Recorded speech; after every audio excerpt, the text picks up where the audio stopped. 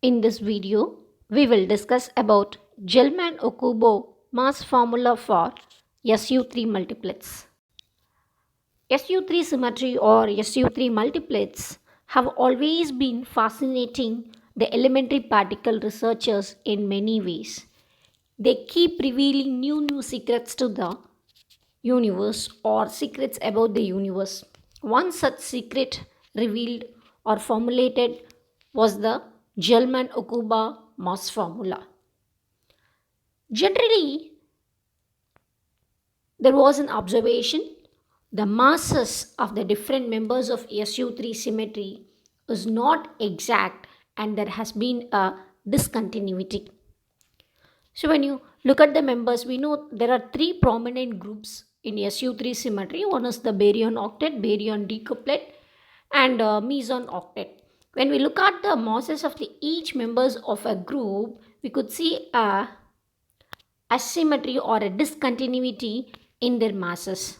So to bring them or to give an explanation for it, Gelman and Okuba has formulated a rule.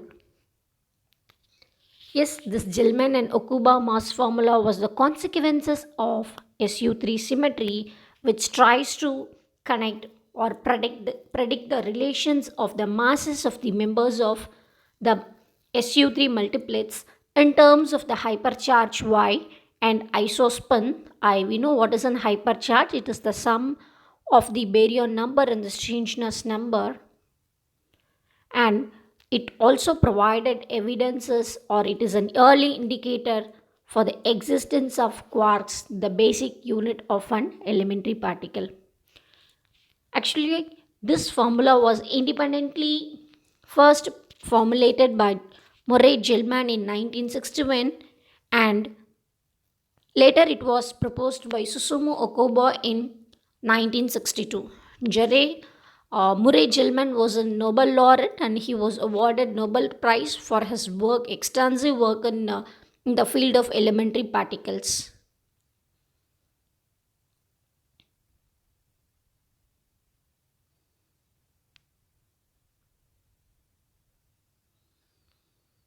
So, this formula was put forth for a particular member within a multiplet according to Gell-Mann and Okuba formula. M, that is the mass of a member, which is given in terms of the hypercharge Y and isospin I, is given by m naught plus a times y plus b times I into I plus 1 minus 1 by 4 y square. So this is the general formula. In this, m naught, a and b are called constant, and this particular formula is applicable only for baryon particles. So in baryon, we have two special member groups. One is a baryon octet group, other one is the baryon decuplet group. So first let's talk about this baryon octet group. In this baryon octet, we have 8 members. The 8 members are nucleons, neutron and proton, sigma hyperon, which includes sigma plus, sigma minus, sigma 0, lambda hyperon, lambda 0, and xi hyperon. So xi hyperon, we have two particles in it. One is xi minus and xi 0. So in terms of y and I, we can write the nucleon y is equal for a nucleon, the hypercharge y is equal to 1 and I is equal to half. Now let us put this in the general equation. M equal to m naught plus ay plus b into I plus 1 minus 1 by 4 y square. So we know y is equal to 1. So in place of a plus y, it becomes a and I is equal to half. Putting everything in that, we will get m, and that is the mass of the nucleon is equal to m naught plus a plus half b. In the same way, for the sigma hyperon, the hypercharge y is equal to 0 and isospin I is equal to 1. When you put this in the general equation, we get m sigma is equal to m0 plus 2b. The same way, for the lambda, the hypercharge is 0, the isospin is 0, so we get m lambda is equal to m0, the other constant goes to 0. And for the xi hyperon, y is equal to, that is the hypercharge is -1 and I is equal to half. Putting everything in the general equation, we get m xi is equal to m0 minus a plus half b. So we have a 4 equation which represents the mass of the nucleon, mass of the sigma hyperon, mass of the lambda hyperon, and mass of the xi hyperon. Now let's connect all these 4 equation.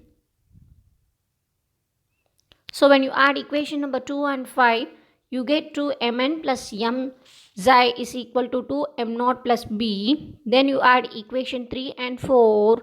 So together right hand side same as to m0 plus b, we make certain changes in the right hand left hand side, so which yields half 3 m lambda plus m sigma. So from equation 677 we could see the mass of the nucleon plus the mass of the xi hyperon put together will be equal to half the times of 3 times m lambda plus m sigma.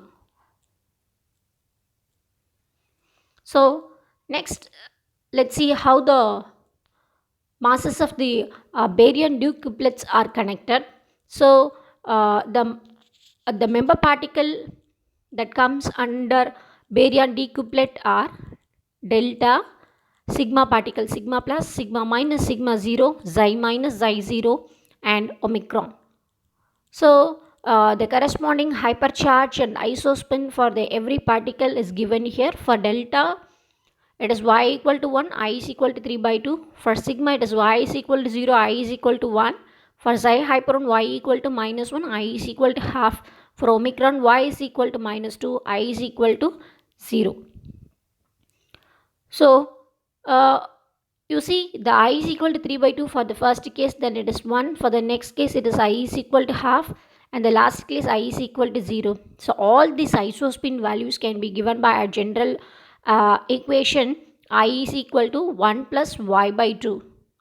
So substituting the value of y in equation 9, we can get the isospin value for each and every member particle of the baryon d couplet. So in general, the value of isospin I is equal to 1 plus y by 2. So substituting this in the general equation, that is the first equation, we get m is equal to m0 plus 2b plus a plus 3 by 2 b times y.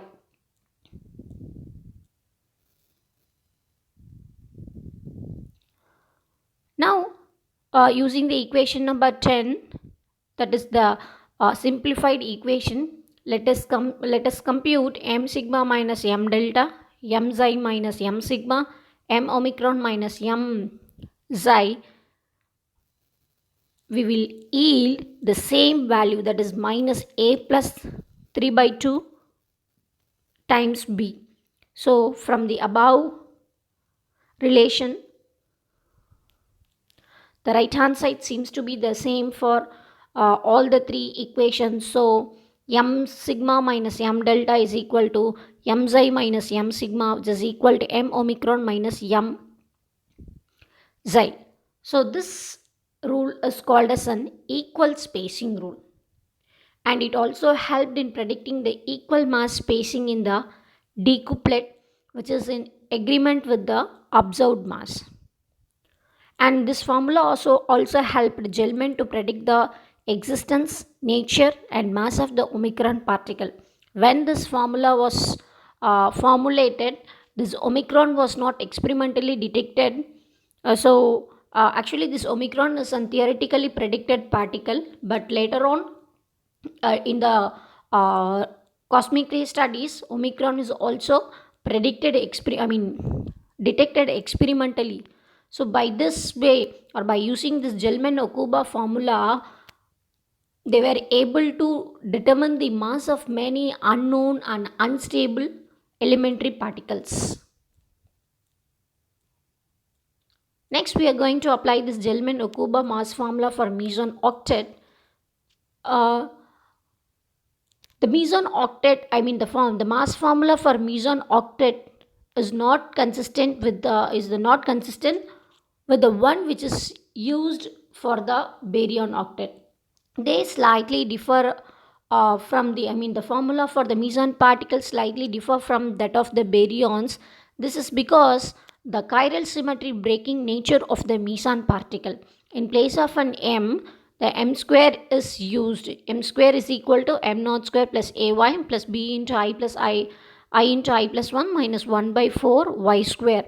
So this formula fits almost same with the measurements determined from experiments.